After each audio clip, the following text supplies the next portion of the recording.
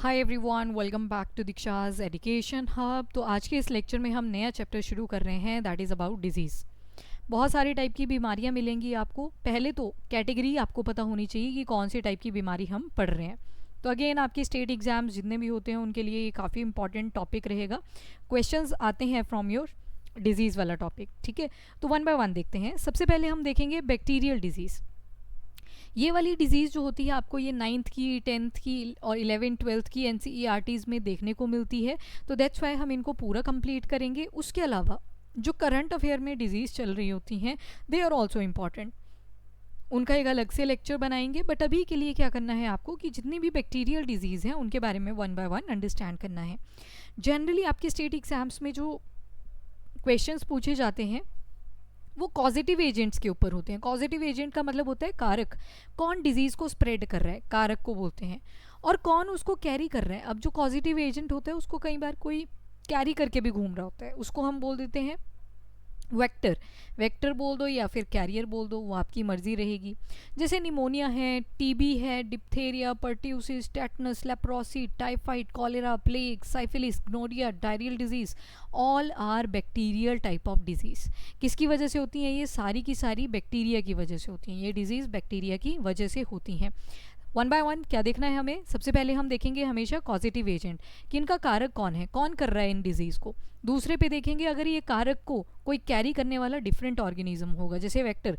Example ले लेते हैं मलेरिया। मलेरिया डिजीज़ का नाम आ गया, और इसको जो पॉजिटिव एजेंट रहता है वो प्लाज्मोडियम रहता है, प्लाज्मोडियम। पर इस प्लाज्मोडियम को भी उठा के कौन घूम रहा होता है? तो वो होती है female Anopheles mosquito. Female Anopheles mosquito, female वाली, ठीक है। तो ये वन बाय वन हमें सारे डिजीज़ के बारे में देखना है। Again I am telling you very important topic, तो ध्यान से सुनिएगा। सबसे पहले तो निमोनिया की बात कर रहे हैं। निमोनिया में क्या होता है? अगर आपने रेस्पिरेटरी सिस्टम वाला चैप्टर देखा था तो हमने क्या देखा था उसमें? ऊपर ट्रेकिया होता है, फिर ब्रोंकाए होते हैं, फिर ब्रोंकाए फर्दर छोटी छोटी ब्रांचेस में डिवाइड हो जाते हैं। उनको हमने क्या बोल दिया था? उनको हमने ब्रोंक्यूल्स बोल दिया था। फिर उसके ऊपर सैक लाइक स्ट्रक्चर प्रेजेंट हुआ करते थे, और वो सैक लाइक स्ट्रक्चर क्या थे? वो थे आपके एल्वियोलाई। इन एल्वियोलाई में क्या होता है कि फ्लूइड की डेपोजिशन हो जाती है। फ्लूइड जब भर जाएगा तो ऊपर वाली इमेज देखो बिल्कुल नॉर्मल इमेज दिख रही है, पर नीचे देखोगे तो येलो कलर की आपको लेयर दिखाई दे रही है। It is like a cough like जो लेयर होगी वो आपके एल्वियोलाई में फंस जाती है। फंस क्या जाती है मतलब डिपॉजिट हो जाती है। क्यों डिपॉजिट होती है? तो उसके बहुत सारे रीजंस हो सकते हैं। एक तो बैक्टीरियल रीजन भी रहता है, जिसमें सबसे पहले आता है आपका स्ट्रेप्टोकोकस निमोनिए, डिप्लोकोकस निमोनिए एंड हीमोफिलस इन्फ्लुएंजे। इन्फ्लुएंजे वाला आपको याद रखना पड़ेगा, बाकी दो का तो नाम आपको पता चल जाएगा कि हाँ निमोनिया ही कॉज करेंगे। पर अगर हीमोफिलस इन्फ्लुएंजे देख रहे हो आप तो ये भी एक बैक्टीरिया है विच इज़ कॉजिंग निमोनिया। तो निमोनिया यहाँ पे हमने क्या देखा कि एक तरह की बैक्टीरियल डिजीज़ है। मोड ऑफ स्प्रेड क्या रहती है? तो जैसे किसी ने छींक मारी तो ड्रॉपलेट्स अगर किसी हेल्दी पर्सन के अंदर भी चले जाते हैं तो उसको भी निमोनिया वाली कंडीशन हो सकती है। सिम्टम क्या क्या रहते हैं? तो जितनी भी हमारी रेस्पिरेटरी मेम्ब्रेन थी, अब रेस्पिरेटरी सिस्टम तो हमने ये पूरा देखा था, ट्रैकिया था, ब्रोंकाई थे, ब्रोंक्यूल थे, लंग्स थे। तो ये सारा का सारा जो सिस्टम होता है उसमें इरिटेशन हो जाएगी। इरिटेशन के साथ साथ सांस लेने में दिक्कत आएगी, एस्थमा लाइक प्रॉब्लम्स यहाँ पे देखने को आपको मिलेंगी। और लिम्फ या फिर म्यूकस जो होगा वो हमारे ब्रोंकियोल और एल्वियोलाई को फिल कर देता है, जिसकी वजह से गैशियस एक्सचेंज ठीक से नहीं हो पाता, ऑक्सीजन और कार्बन डाइऑक्साइड प्रॉपर्ली एक्सचेंज नहीं कर पाते। डिटेक्शन कैसे करते हैं? तो कंप्यूटेटेड टोमोग्राफी आपने सुना होगा, राइट। तो ये इसमें एक्सरे रेडिएशंस होती हैं। एक्सरे रेडिएशन से पता चल जाता है कि किसी पर्सन को अगर निमोनिया हो तो उस केस में। वैक्सीन क्या क्या है? तो वैक्सीन होती है न्यूमोकोकल वैक्सीन। न्यूमोकोकल वैक्सीन जो है that is used against pneumonia. Pneumonia के अगेंस्ट हम न्यूमोकोकल वैक्सीन का यूज़ कर लेते हैं। तो दैट्स हाउ सीटी स्कैन के अंदर ये इमेज ऐसे दिखाई देती है अगर निमोनिया वाली कंडीशन होती है। अब ये देखो इन्फ्लेम्ड, यहाँ पे ब्रोंक्यूल दिखाए हैं, पहले पाइप लाइक स्ट्रक्चर दिखाया है कि कैसे इन्फ्लेमेशन होती है, और दूसरा दिखाया है कि एल्वियोलाई के अंदर देखो कैसे फ्लूइड भर चुका है। तो ये जो फ्लूइड होता है ये गैशियस एक्सचेंज होता है ना ऑक्सीजन और कार्बन डाइऑक्साइड का, उसको टफ कर देता है। उसके अलावा एक और होती है ब्रोंकाइटिस। ब्रोंकाइटिस का मतलब है कि कहाँ पे इन्फ्लेमेशन हो जाएगी, जो ब्रोंकाई वाला पार्ट है, जिसकी वजह से थ्रॉट बहुत ऐसे कोर्स सा हो जाता है, आप ऐसे ऐसे करते रहोगे बार बार, सोर थ्रॉट हो जाएगा, खांसी आती रहेगी बार बार, बॉडी में दर्दें निकलती रहेंगी। और निमोनिया के सिम्टम थोड़े से डिफरेंट होते हैं, जैसे फीवर आएगा और कफ आएगा बहुत फ्रिक्वेंट कफ आएगा, फटीग रहेगी, थकान रहेगी। और बाकी जो ब्रोंकाइटिस और न्यूमोनिया दोनों में ही आपको सिम्टम मिलेंगे। एक तो रहेगा चिल्स आएंगे, ठंड लगेगी बहुत ज़्यादा, दूसरा शॉर्टनेस ऑफ ब्रेथ हो जाएगी, सांस जो है वो स्लो स्लो आएगी। देन आपकी चेस्ट पेन होती है, मतलब जो चेस्ट वाला एरिया है, छाती वाला एरिया है, वहाँ पे दर्द आ जाती है। सेकेंड जो बैक्टीरियल डिजीज़ हम देखेंगे वो है अबाउट द ट्यूबरक्यूलोसिस। ट्यूबरक्यूलोसिस को कोच डिजीज़ भी बोल देते हैं, कोच ने आइडेंटिफाई किया था फॉर द फर्स्ट टाइम, तो नाम पड़ गया डिजीज़ का कोच डिजीज़। अब इसके पॉजिटिव एजेंट देखो, पहले तो माइकोबैक्टीरियम ट्यूबरक्यूलोसिस। तो इसको कौन सा बैक्टीरिया कॉज करता है ट्यूबरक्यूलोसिस को? तो माइकोबैक्टीरियम ट्यूबरक्यूलोसिस कॉज करता है। स्प्रेड कैसे होता है ये? तो ड्रॉपलेट्स के थ्रू या फिर स्पूटम जो है वो इन्फेक्टेड है। मान लो कोई पर्सन है, ये पर्सन जो था ये टीबी से इम्पैक्टेड है, यानी कि इसके लंग्स में क्या बैठा हुआ है जाके? माइकोबैक्टीरियम ट्यूबरक्यूलोसिस बैठा हुआ है। अब ये तो इम्पैक्टेड है, इसको ऑलरेडी ट्यूबरक्यूलोसिस हो रखा है। अब ये जब खांसेगा, कफिंग करेगा, तो इसके सामने अगर कोई हेल्दी पर्सन आता है तो उसके अंदर भी वो बैक्टीरिया चला जाता है, माइकोबैक्टीरियम बैक्टीरिया जो है वो यहाँ पे चला जाएगा। और देखो लंग्स को कैसे इम्पैक्ट करेगा। अब लंग्स के सेल जब डिवाइड करेंगे तो वैसे वैसे ये जो बैक्टीरिया गया है ये भी क्या करेगा? डिवाइड करता जाएगा, डिवाइड करता जाएगा। अब ये भी क्या हो जाएगा? इम्पैक्टेड हो जाएगा। तो दैट्स हाउ जो ट्यूबरक्यूलोसिस है वो आपके ड्रॉपलेट्स के थ्रू या फिर जो इन्फेक्टेड स्पूटम होता है उसके थ्रू स्प्रेड कर सकता है। सिम्टम क्या क्या रहते हैं? तो हल्का फीवर रहेगा पहले, बाद में विग्रस हो जाता है, कफिंग होती रहती है, और कई बार इतनी ज़्यादा कफिंग हो जाती है कि उसके थ्रू खून भी निकल आता है। चेस्ट में पेन रहती है। अब खांसे का कोई पर्सन कॉन्टीन्यूसली तो चेस्ट में भी पेन आ जाएगी, क्योंकि हमने देखा था लंग्स का कंप्रेशन भी होता रहता है और क्या होता रहता है? रिलैक्सेशन भी होती रहती है विद रिस्पेक्ट टू एयर। तो उस करके क्या होता है, जो चेस्ट होती है उसमें भी दर्द निकल जाती है। Loss of weight and appetite, वजन बहुत फ्रिक्वेंटली डिक्रीज करेगा, भूख बहुत ज़्यादा लगेगी। सिम्टम अगर देखोगे तो एक टॉक्सिन होता है जिसकी वजह से जो ये सारे सिम्टम आपको देखने को मिलते हैं, उस टॉक्सिन का नाम है ट्यूबरक्यूलिन। नाम से ही पता चल रहा है ट्यूबरक्यूलिन। ऐसा टॉक्सिन जो किसने बनाया? आपके माइकोबैक्टीरियम ट्यूबरक्यूलोसिस ने बनाया। ट्रीटमेंट क्या है? तो आपने हॉस्पिटल्स की दीवारों पे लिखा हुआ देखा होगा कि डॉट्स लिखा होता है। डॉट्स का मतलब होता है directly, D for directly, O for observed. अब देखो डायरेक्टली, ऑब्जर्व्ड, और T for treatment, T for treatment, and S for का मतलब है शॉर्ट। तो डॉट्स कोर्स जो होता है ये थोड़े से पीरियड के लिए क्या किया जाता है? शॉर्ट ड्यूरेशन ऑफ टाइम के लिए क्या किया जाता है? एक डॉक्टर होते हैं इसमें और उनके साथ नर्सिस होंगी, एक प्रॉपर टीम बनती है। और उस टीम का क्या रोल होता है? वो जो ट्यूबरक्यूलोसिस के पेशेंट हैं उनको मेडिकेशन प्रोवाइड करना और फिर उनके हालचाल देखना कि क्या ये जो कंडीशन है वो रिड्यूस हो रही है या नहीं हो रही है, उस चीज़ के ऊपर रेगुलर फॉलोअप लेना। That is known as DOTS. DOTS के कॉन्टेक्स्ट में आजकल आपने न्यूज़ में BPALM रेजिमेन के बारे में सुना होगा। अब क्या हुआ, जो ये डॉट्स वाली थेरेपी होती थी ना, ये लगभग 11 से 12 महीने यहाँ पे दवाइयाँ देनी पड़ती थी कॉन्टीन्यूसली। अब जब इतनी सारी दवाइयाँ देनी है और दिन की कम से कम 4 दवाइयाँ एक टाइम पे खानी पड़ती थी, लगभग 8 हो जाती थी वो, इतने महीनों के लिए इतनी सारी दवाइयाँ खाना, उससे क्या हुआ करता था? साइड इफ़ेक्ट्स बहुत आते थे दवाइयों के, मेंटली इफ़ेक्ट हो जाता था पर्सन को। तो फिर बाद में अब क्या किया गया है, एक BPL रेजिमेन, ब्रेडोटामाइड वगैरह एक दवाइयाँ हैं कुछ, पर आपसे जो क्वेश्चन पूछा जाएगा वो डायरेक्ट पूछा जाएगा, ये BPL/M रेजिमेन क्या चीज़ है। तो ये क्या है, अब 3 से 6 महीने, मतलब 4 लिख लो चाहे से, 4 मिनिमम और 6 महीने मैक्सिमम, इतना कोर्स रहेगा इन दवाइयों का। और ये दवाइयाँ दी जाएंगी पेशेंट को, अगेन डॉक्टर्स वगैरह उनको ऑब्जर्व करेंगे ताकि एक तो साइड इफ़ेक्ट हैं वो कम हो। तो तो इम्प्रूवमेंट का काम रहेगा मेनली। डायग्नोस्टिक टेस्ट क्या है? तो मेंटोर टेस्ट करा जाता है। एक इंजेक्शन के थ्रू ट्यूबरक्यूलिन डाल दिया जाता है बॉडी के अंदर। अगर ऐसा पैच सा बन जाता है, अगर तो पैच बन जाता है तो इसका मतलब होता है कि पर्सन को ट्यूबरक्यूलोसिस हो रखा है। अगर नहीं बनता है तो मतलब ये नॉर्मल खांसी थी, इसमें माइकोबैक्टीरियम ट्यूबरक्यूलोसिस का कोई रोल नहीं था।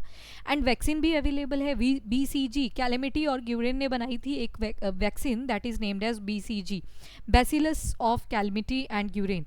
ये जो बैसिलस है ये रिप्रेजेंट करता है कि कैसी शेप होगी बैक्टीरिया की, तो रॉड शेप रहेगी। उसके अलावा कई बार क्या होता है, इतना ज़्यादा ये स्प्रेड कर जाता है हमारे लंग्स के अंदर, और हमने देखा था कि जो लंग्स होते हैं बाइलोब होता है या फिर ट्राइलोब होता है, जो आपका लेफ्ट वाला था वहाँ पे हमने देखा था और राइट वाले में भी देखा था, मतलब लोब्स बनी होती हैं। अब ये देखा जाता है कि किस लोब में सबसे ज़्यादा इम्पैक्ट पड़ रखा है, जो जिसको क्योर करना बहुत टफ है। तो उस केस में ये जो लोब्स होती हैं उनको भी कट कर दिया जाता है, तो इसको लोबेक्टॉमी या फिर न्यूमोक्टॉमी बोल दिया जाता है। तो दोनों टर्म्स दी जा सकती हैं। अफेक्टेड जो लोब होती है उसको क्या कर देते हैं, रिमूव कर देते हैं। तो that is your tuberculosis. Now mains के पर्सपेक्टिव से आप ये वाली चीज़ें रीड करनी ज़रूरी हो जाती हैं आपके लिए, जैसे ग्लोबल एफर्ट्स क्या क्या करे जा रहे हैं ट्यूबरक्लोसिस को ख़त्म करने के लिए। तो वर्ल्ड हेल्थ ऑर्गेनाइजेशन एक तो रिपोर्ट रिलीज़ करता है जिसका नाम है global TB report, global tuberculosis report. उसके अलावा 24 मार्च को वर्ल्ड ट्यूबरक्लोसिस अवेयरनेस डे भी होता है, ठीक है। उसके अलावा एक कैंपेन भी चलाता है World Health Organization, that is find treat all and TB.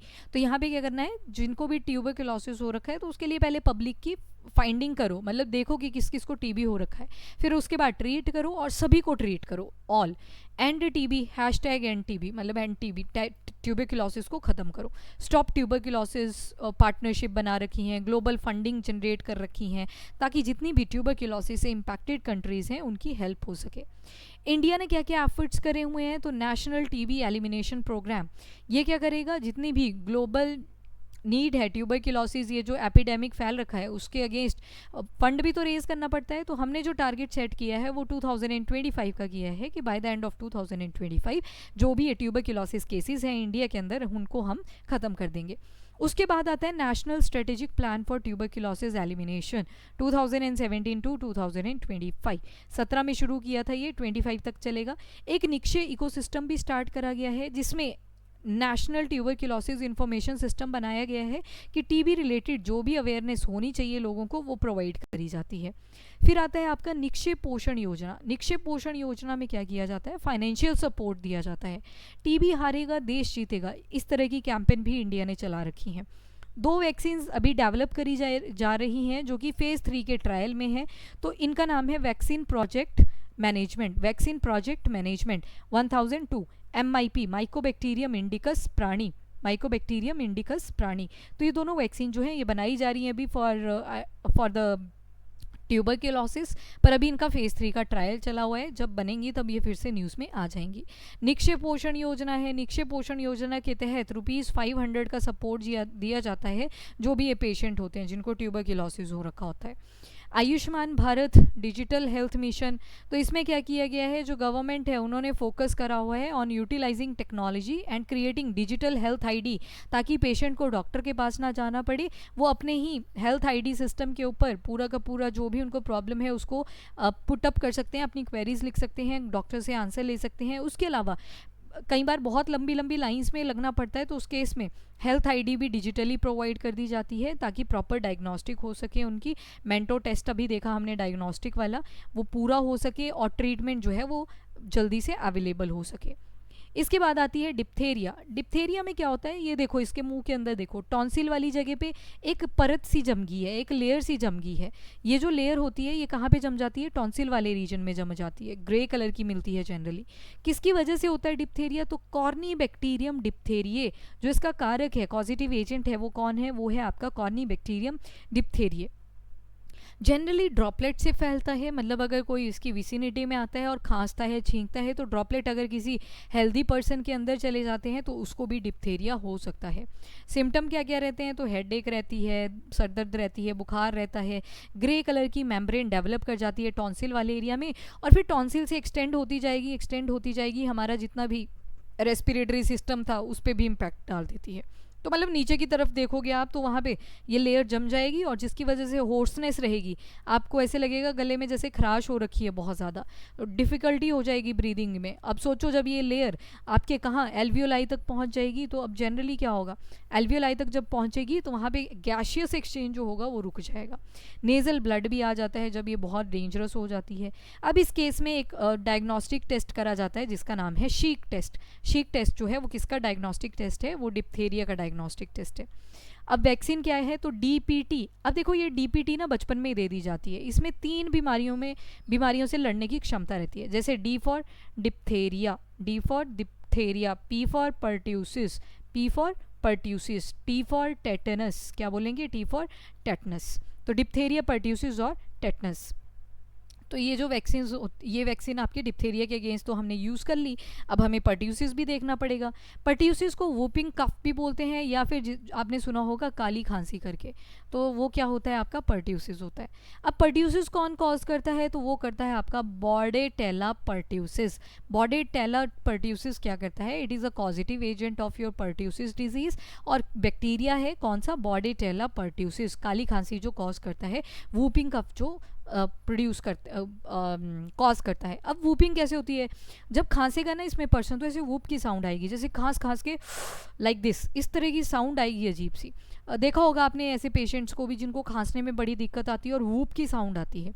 Droplet से भी फैल जाता है या फिर डायरेक्ट कांटेक्ट से भी फैल जाता है, ठीक है, अगर यूटेंसिल वगैरह जूठा उसमें खा लिया तो उससे भी फैल सकता है। नोज़ जो है वो रनिंग रहता है, म्यूकस कॉन्टीन्यूसली निकलता रहता है, वाटरी आइज़ हो जाती हैं, पानी से भरी हुई आंखें दिखती हैं, और स्नीजिंग होगी, बुखार आएगा, और कफ के बड़े बड़े बाउट्स निकल के आएंगे और वूप की साउंड प्रोड्यूस करेंगे। वैक्सीन अगेन कौन सी यूज़ होगी, तो DPT, D for diphtheria. Diphtheria में हमने देख लिया ग्रे कलर की मेम्ब्रेन डेवलप हुई थी टॉन्सिल वाले एरिया में। पर्ट्यूसिस हमने देख लिया अभी, जिसमें क्या बोला हमने, काली खांसी बोला, वूपिंग कफ बोला, पर्ट्यूसिस बोला। एंड नेक्स्ट है आपकी टेटनस, टी फॉर टेटनस। तो टेटनस कॉज करता है आपका एक bacteria that is named as Clostridium tetani. जो क्लोस्ट्रीडियम टेटनाई है वो क्या कॉज कर रहा है, वो टेटनस को कॉज करता है। अब इसका क्या स्प्रेड का मोड रहता है, तो ये जो टेटनस होता है ना, जनरली अगर देखोगे, अगर नेचुरली इसका देखोगे आप रिजर्वॉयर, तो नेचुरली ये हॉर्स की आंत में होता है, जो हॉर्स की इंटेस्टाइन होती है ना, वहाँ पे बैठा रहता है, वहाँ से नरिशमेंट लेता रहेगा, पर हॉर्स को कोई इम्पैक्ट नहीं करता। अब हॉर्स क्या करेगा, फिकल मैटर फेंकेगा बाहर, अपना स्टूल निकालेगा, तो वो जो स्टूल है, वो जो डंग है, वो नीचे गिर गया ज़मीन के ऊपर, और ज़मीन में वो बैक्टीरिया भी चला जाता है, कौन सा, क्लोस्ट्रीडियम टेटनी। और ये जो क्लोस्ट्रीडियम टेटनी होता है, इसकी टेंडेंसी होती है 60 से 70 साल जीने की, ठीक है, तो ये सॉइल से आता है। तो फिर ह्यूमन बीइंग में कैसे गया, अब देखो क्या होता है, अब जो बच्चे वगैरह होते हैं, चिल्ड्रन, मिट्टी वगैरह से खेलते रहते हैं ना, मिट्टी भी छोड़ो, मिट्टी से कोई चीज़ लाए अंदर और उसके साथ खेलने लग गए, और खेलते खेलते मुंह में डालने लग जाते हैं उन चीज़ों को, और जैसे ही मुंह में डालते हैं तो ये बैक्टीरिया भी बच्चों में चला जाता है। तभी तो DPT बचपन में ही दे दी जाती है, ताकि ऐसी कोई सिचुएशन हो, मिट्टी के साथ ये जो बैक्टीरिया है, क्लोस्ट्रीडियम टेटनाई है, वो ना चला जाए, तो उसको रोकने के लिए बचपन में ही ये DPT का टीका लग जाता है। अब देखा, डिप्थेरिया, पर्ट्यूसिस और टेटनस, तीनों टीके यहाँ पे कवर हो गए। तीन जो बीमारियां थी वो तीनों कवर होगी एक ही टीके से।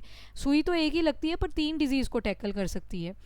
और सोर्स क्या है, नेचुरल सोर्स क्या है इस बैक्टीरिया का, तो एक्चुअल में ये हॉर्स के आंत में प्रेजेंट होता है, इंटेस्टाइन में प्रेजेंट होता है। कौन सा न्यूरोटॉक्सिन से क्रिएट करता है, रिलीज करता है, तो टेटनोस्पाज्मिन। टेटनोस्पाज्मिन जो होता है दैट इज़ द न्यूरोटॉक्सिन, जो कौन रिलीज करता है, ये क्लोस्ट्रीडियम टेटनाई रिलीज करता है हमारी बॉडी के अंदर, टेटनोस्पाज्मिन। अब इसके नाम में देखो स्पैज़म लिखा है, स्पैज़म में क्या होगा, जो मसल होगी पेशेंट की, वो कॉन्टीन्यूसली कॉन्ट्रैक्ट करेगी, एकदम से सिकुड़ जाएगी और एकदम से रिलैक्स हो जाएगी। तो जो पर्सन है वो अजीब सा आपको देखने को मिलेगा, अजीब सी उसकी बॉडी में शिवरिंग होती रहेंगी बिकॉज ऑफ दिस टेक्नोस्पैज्मिन। अब जो पर्सन है बहुत चिड़चिड़ा सा हो जाएगा, थकान उसको रहेगी, नेक जो है उसकी बड़ी स्टिफ सी हो जाएगी, लॉक जॉ हो जाता है, ऐसे लगता है जैसे अड़ी गया, क्यों, क्योंकि बिकॉज ऑफ दिस टेक्नोस्पैज्मिन कॉन्ट्रैक्ट कर दे रहा है, कभी रिलैक्स ही कर दे रहा है। ब्लड प्रेशर हाई रहेगा, मसल में पेन रहेगी, साथ में स्पैज्म रहेंगे, पसीना बढ़ता रहेगा, निगलने में बड़ी ज़्यादा दिक्कत आती है। तो these all are the symptoms of your tetanus वाली disease which is caused by clostridium tetani. और इसके अलावा ट्रीटमेंट कैसे करते हैं, तो एक तो एंटी टेटनस सीरम भी आता है, ठीक है, दवाइयाँ होंगी इसमें, एंटीबॉडीज़ वगैरह होती हैं, तो वो भी आता है। और उसके अलावा एक वैक्सीन जो है वो टेटनस टॉक्सॉइड की दी जाती है, देखा होगा आपने, टेटनस के बड़े सारे टीके लगते थे। और साथ में DPT तो दी ही जा रही है, जिसमें तीनों आ जाएंगी, डिप्थेरिया जिसमें ग्रे मेम्ब्रेन डेवलप हुई, पर्ट्यूसिस जिसमें वूपिंग कफ हुआ, काली खांसी हुई, और टेटनस जहाँ पे मसल की बहुत कॉन्टीन्यूअस स्पाज्म होती है, पूरा का पूरा जो न्यूरॉन सिस्टम है हमारा वो भी इम्पैक्ट हो जाता है। एक आती है आपकी लेप्रोसी। लेप्रोसी को कॉज करता है bacteria named as Mycobacterium leprae.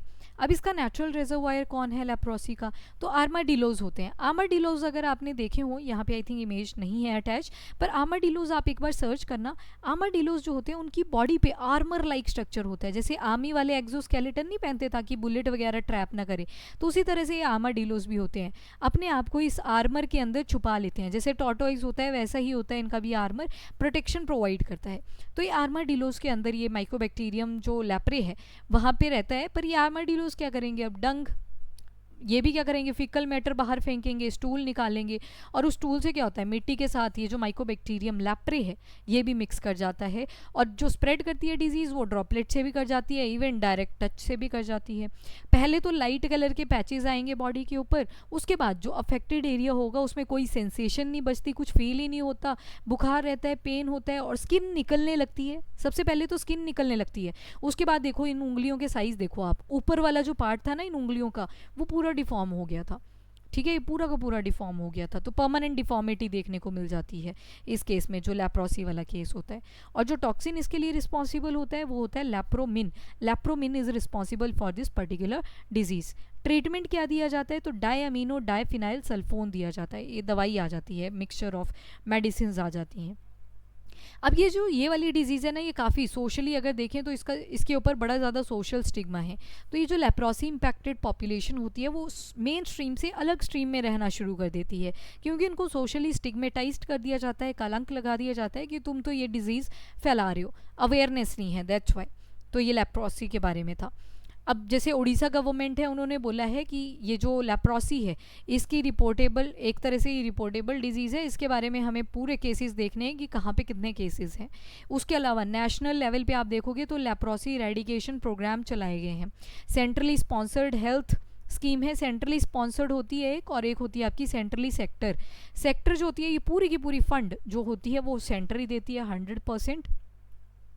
And जो सेंट्रली स्पॉन्सर्ड होती है उस केस में दो रेशियोज बनती हैं, एक है 60:40 की और दूसरी रहती है 90:10 की। 90:10 की, 60:40 बाकी प्लेन एरियाज में, और हिली एरियाज में 90:10 हो जाती है हिली एरियाज में, तो उसको बोल देते हैं सेंट्रली स्पॉन्सर्ड। तो यानी कि ये जो डिजीज़ है सेंट्रली स्पॉन्सर्ड है आपकी लेप्रोसी वाली, ये जो प्रोग्राम है that is your centrally sponsored. इसमें पैसे दोनों लगाएंगे, सेंटर भी लगाएगा और स्टेट भी लगाएगा, ठीक है। तो उसके अलावा G2D ग्रेड 2 डिसेबिलिटी जो है इसके ऊपर चेक रखना है जो अफेक्टेड पर्सन है। नाउ 7th जो डिजीज़ आती है हमारे पास वो है साल्मोनेला टाइफी की वजह से, दैट इज़ टाइफॉइड। इसको एंट्रिक फीवर या आंतरिक फीवर भी बोलते हैं। तो ये कैसे स्प्रेड करता है, कॉन्टामिनेटेड फूड एंड वाटर से या फीकल ओरल रूट में। अब ये जो साल्मोनेला टाइफी है ये सॉइल से आएगी अगेन, ठीक है, सॉइल हो गया या कॉन्टामिनेटेड फूड, तभी तो वर्ड यूज़ करते हैं कॉन्टामिनेटेड, गंदा फूड और गंदा पानी। तो इस केस में क्या होता है, जैसे बड़े सारे रिचुअल्स होते हैं है ना, तो उसमें पानी वगैरह वो ऐसे पी लेते हैं डायरेक्टली फ्रॉम द रिवर्स, तो उसमें भी क्या होता है, पानी तो अब कॉन्टामिनेटेड है ना, वैसा प्योर तो रहा ही नहीं जैसे एक टाइम पे हुआ करता था। अब पॉल्यूटेंट्स भी बहुत हैं, बैक्टीरिया भी उसमें बहुत ज़्यादा हैं, तो उस केस में टाइफॉइड का ये जो बैक्टीरिया होता है साल्मोनेला टाइफी, ये बॉडी के अंदर एंटर कर जाता है। मोड ऑफ स्प्रेड क्या रही, तो गंदा पानी और गंदा फूड, फिकल ओरल रूट रहता है। ओरल का और फिकल का दोनों का रहा, तो मतलब स्टूल से आएगा और कैविटी, ओरल कैविटी में चला जाएगा, माउथ के थ्रू अंदर चला जाता है। फिक्कल से आया कैसे, अब देखो मक्खियाँ होती हैं ना, हाउस फ्लाई होती हैं, क्या करती हैं, फिक्कल मैटर पे भी बैठ जाती हैं, गंदगी पे भी बैठ जाती हैं, और वहाँ से उड़ के आएंगी फिर खाने पे बैठ जाएंगी, और उनके पैरों के साथ ये चिपक के बैक्टीरिया भी आ जाता है साल्मोनेला टाइफी, और खाने में लग जाता है। तभी तो बोलते हैं कि हाइजीनिक कंडीशन देख लेनी चाहिए जब भी रेस्टोरेंट जाते हैं। FSS से आए देखी होगी आपने, सैंपल्स ले जाते हैं वो लोग, क्यों लेके जाते हैं, हाइजीनिक कंडीशन को ही देखने के लिए, क्योंकि टाइफाइड जो होता है वो ज़्यादातर कॉन्टामिनेटेड फूड एंड वाटर से ही स्प्रेड करता है। हेडेक रहती है, सरदर्द रहती है, बहुत ज़्यादा बुखार हो जाता है, स्टमक में दर्द रहती है, कॉन्स्टिपेशन कब्ज हो जाती है, भूख नहीं रहती, इंटेस्टाइन के ऊपर परफोरेशन आ जाती है, और एक बार आंतों के ऊपर ऐसे छोटे छोटे पोर्स बनने शुरू हो जाते हैं ना, फिर ये बहुत डेंजरस हो जाती है, फिर इसको बोलते हैं एंट्रिक टाइफाइड। एंट्रिक टाइफाइड इसको तभी बोलते हैं, ये सबसे ज़्यादा सुवेयर कंडीशन होती है अगर ये वाली पहुंच गई। अल्सर बन जाएंगे आपकी, जो इंटेस्टाइन रहेगी, बॉडी के ऊपर रैशेज आ जाते हैं during the typhoid. Mary Mallon है एक, मैरी मेलन जो थी ये ह्यूमन एजेंट मानी जाती थी। When she used to go washroom, वो कभी अपने हाथ नहीं धोती थी, और कई स्टोरीज में ये भी लिखा गया है when she was cooking eight several houses, वो कुक थी तो वो अपना यूरिन भी डाल देती थी उसमें, तो कुछ साइकोपैथ्स भी होते हैं, तो ऐसी कंडीशन थी, तो शी वॉज ह्यूमन एजेंट। अब ये खुद तो इम्यून थी इस बैक्टीरिया को लेके, पर बाकियों को इसने काफ़ी ज़्यादा टाइफाइड स्प्रेड किया था। और इंटेस्टाइन के जब सेल इम्पैक्ट होते हैं तो उसको, जो इंटेस्टाइन के सेल्स होते हैं उनको बोलते हैं हम एंट्रोसाइट। एंट्रो मतलब इंटेस्टाइन की बात हो रही है, साइट मतलब सेल्स की बात हो रही है। डायग्नोस्टिक टेस्ट क्या रहेगा, तो विडाल टेस्ट रहता है, और वैक्सीन क्या रहती है, टाइफॉइड यहाँ पे लिख लो, टैब वैक्सीन रहती है, typhoid, paratyphoid A and B, तो दिस वाज योर टाइफाइड की कंडीशन।